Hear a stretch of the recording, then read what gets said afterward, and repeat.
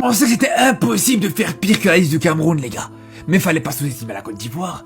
Qu'est-ce que c'est que cette liste pourrie? Y a absolument rien qui va, les gars. Il est où Nicolas Pepe déjà pour commencer? Où il est Nicolas Pepe?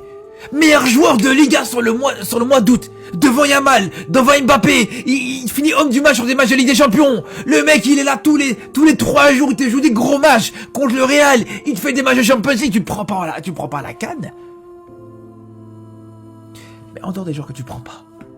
Parce qu'on pourrait parler... Ah, vas-y, Adingra aussi, pareil. Même chose, c'est le joueur qui te ramène la dernière canne. Ok. Singo, pareil, c'est un très bon joueur. C'est un très bon latéral actuellement. Il n'y a pas de problème là-dessus. Mais les gars...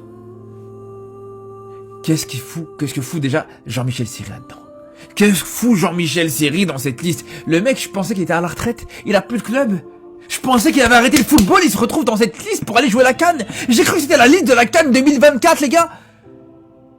Vous vous rendez compte? Il y a Jean-Michel Seri.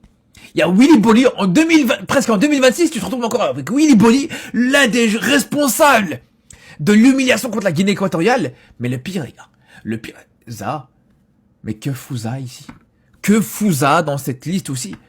Même chose, les frères.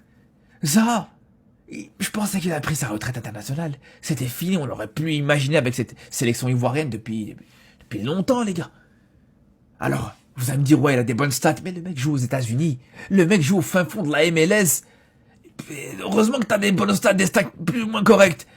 Mais en dehors de ça, oubliez pas, les gars, Zaha, avant même la CAN, avant même la dernière CAN, les gars.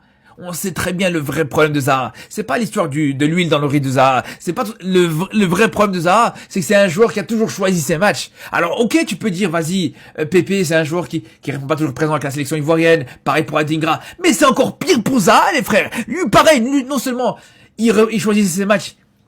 Des fois, il répondait absent, tout simplement. Il voulait pas venir dans les matchs de qualification et tout ça. Mais en plus de ça, et surtout, j'ai envie de vous dire, les frères, on parle d'un joueur comme Zaha, qui a jamais été exceptionnel, qui a jamais été ultra performant avec l'équipe de Côte d'Ivoire.